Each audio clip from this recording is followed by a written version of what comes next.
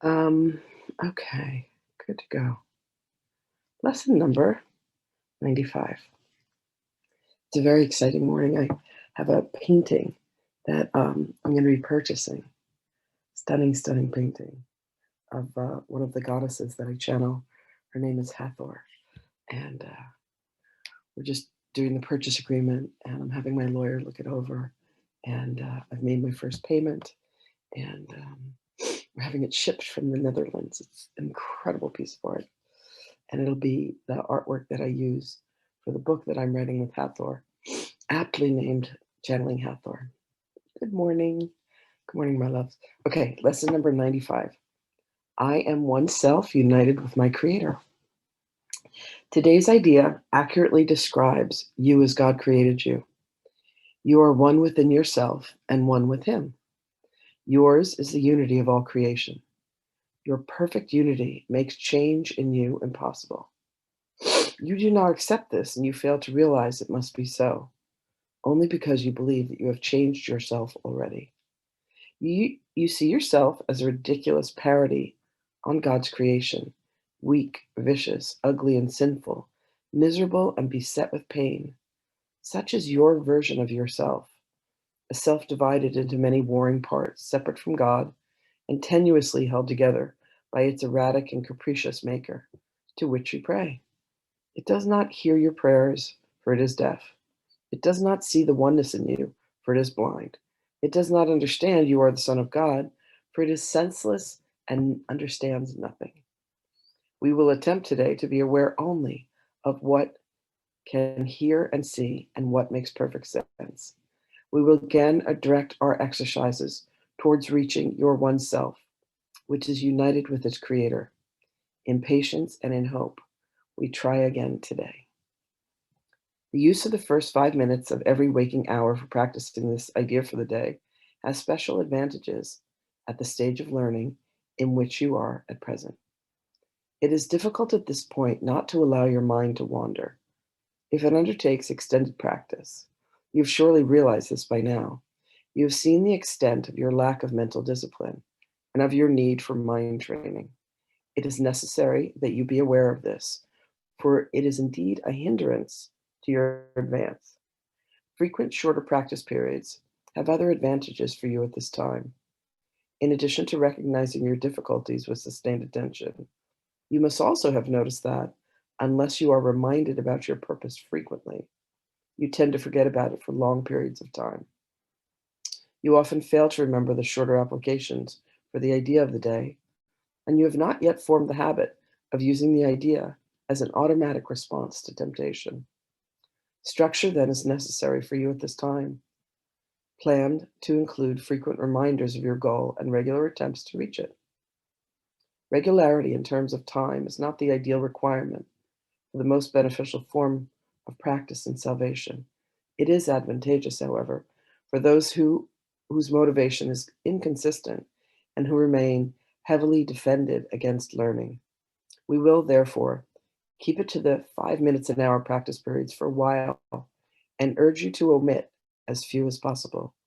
Using the first 5 minutes of the hour will be particularly helpful since it imposes firmer structure. Do not, however, use your lapses from the schedule as an excuse not to return to it again as soon as you can. There may well be a temptation to regard the day as lost because you have already failed to do what is required.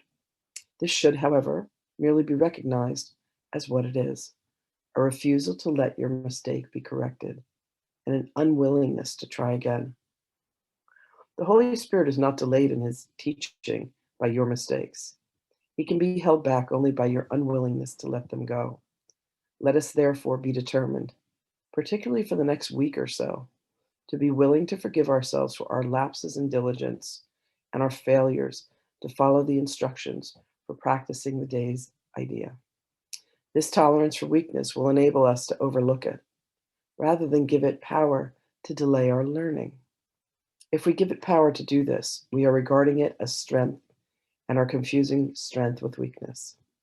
When you fail to comply with the requirements of the course, you've merely made a mistake. This calls for correction and for nothing else. To allow a mistake to continue is to make additional mistakes based on the first and reinforcing it. This is the process that must be laid aside, for it is but another way in which you would defend illusions against the truth. Let all these errors go by recognizing them for what they are. They are attempts to keep you unaware that you are one self, united with your Creator, at one with every aspect of creation, and limitless in power and in peace. This is the truth, and nothing else is true. Today we will affirm this truth again and try to reach the place in you in which there is no doubt that only this is true. Begin the practice periods today with this assurance, offered to your mind with all certainty that you can give. I am one self, united with my Creator, at one with every aspect of creation, and limitless in power and in peace. Then close your eyes and tell yourself again, slowly and thoughtfully, attempting to allow the meaning of the idea, the meaning of the words to sink into your mind, replacing false ideas. I am one self. Repeat this several times and then attempt to feel the meaning that the words convey. You are one self, united and securely in light and joy and peace. You are God's Son, one self, and one with one Creator and one goal, to bring awareness of this oneness to all minds, that true creation may extend the allness and the unity of God. You are one self, complete and healed and whole, with power to lift the veil of darkness from the world, and let the light come into you, through you, to teach the world the truth about yourself. You are one self, in perfect harmony with all that there is, and all that there will be. You are one self, the Holy Son of God, united with your brothers in that self, united with your Father in his will. Feel this one self in you, and let it shine away all your illusions and your doubts. This is yourself, the Son of God himself, sinless as its creator, with his strength within you and his love forever yours. You are one self, and it is given you to feel the self within you, and to cast all your illusions out of the one mind that is this self, the holy truth in you. Do not forget today, we need your help, your little part in bringing happiness to the world, and heaven looks to you in confidence that you will try today. Share then in surety, for it is yours. Be vigilant. Do not forget today. Throughout the day, do not forget your goal. Repeat today's idea as frequently as possible, and understand each time that you do so, someone hears the voice of hope, the stirring of truth within his mind, the gentle rustling of the wings of peace. Your own acknowledgement of your one self, united with your Father, is a call to all the world to be at one with you. To everyone you meet today, be sure to give the promise of today's idea and tell him this: you are one self with me, united with our Creator in this self. I honor you because of who I am. I honor you because of what I am and what He is, who loves both of us as one. So today's lesson 95, I am one. I am one self, united with my Creator. Let's hear from Magdalene.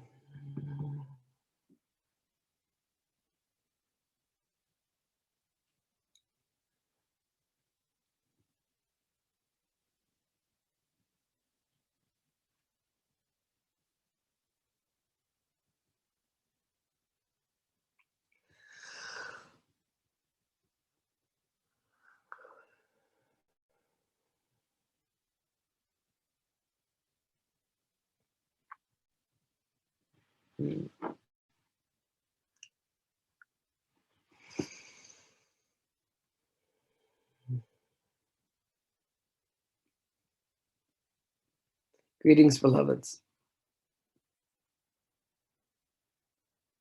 To come to the full recognition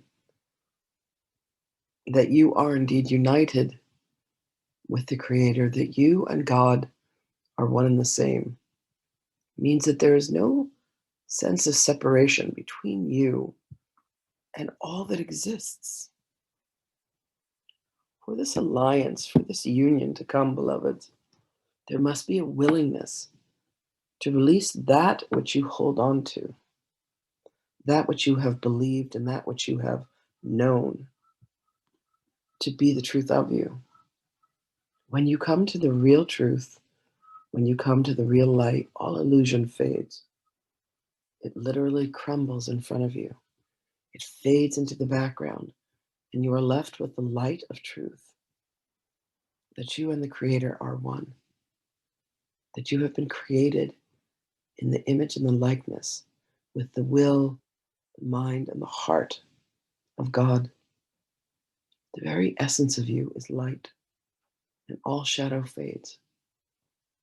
All illusion merely melts away to the nothingness from whence it came, within the egoic mind that has chosen, through circumstance, to believe in separation, to believe in guilt, to believe in pain, to believe in shame, to believe in fault. Every time that you have chosen the egoic mind over the mind and the will of God, there has been yet another brick placed in the wall that separates you from all of creation. And as you allow yourselves, beloveds, to come today to the light, to come and see that you are indeed the very fabric of creation itself, you will look towards both yourself and towards another with eyes of innocence and love. You will look for what is the truth in each situation, in each circumstance in which you find yourself. You will slow a thought down long enough to elongate it, to stretch it out and say, is this thought the truth? Is what it is that I'm seeing, what it is that I'm feeling, what it is that I'm believing, the truth? The truth that is held in light, not the truth of the ego that says, but this person did this, and this circumstance should not be the way that it is, and this was wrong, and this was bad, and this was harmful, and this was painful. Beloved, when you attempt to see through separation, you will see naught but pain. When you allow yourselves to see through the eyes of love, the heart of love, the mind of love, the words of love, you will indeed see truth. When you allow yourself to be connected to God, you allow yourself to be united with all. So look today, beloveds, for what connects you to another rather than what separates you. Look today for what it is that binds you. Where is it that you are one with your Creator? In the heart that expresses love, in the mind that can think, look how this being is like me. We are both innocent. We are both holy.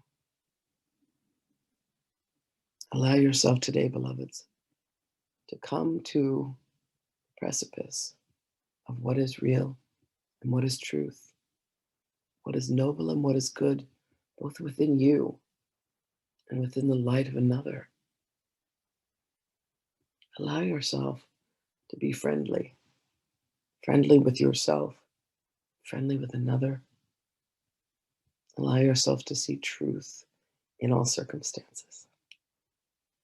If you can you can gaze upon your own reflection, can you allow yourselves to see the beauty that you are, the grace that you are, the magnificence that you are? And then can you take that reflection of self and see that in another? Can you allow yourself to see beauty and grace, dignity, honor, and truth in another? Can you allow yourself to see God in both circumstances, in both situations? For that is indeed the truth of you, beloved ones.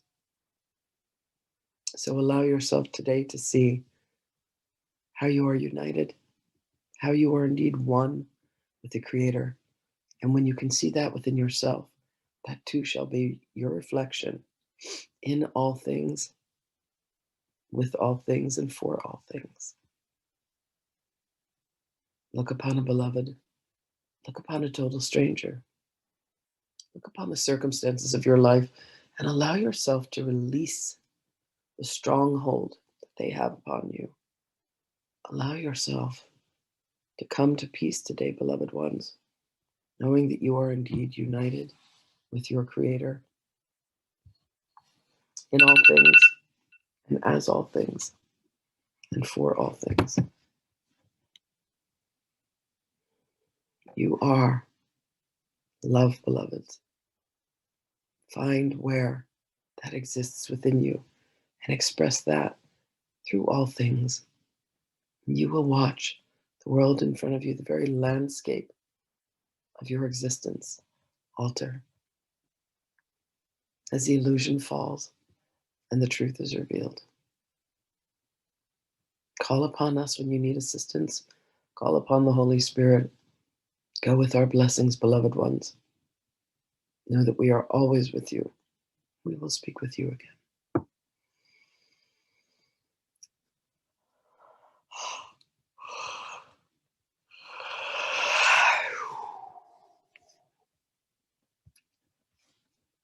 Thank you, everybody. um,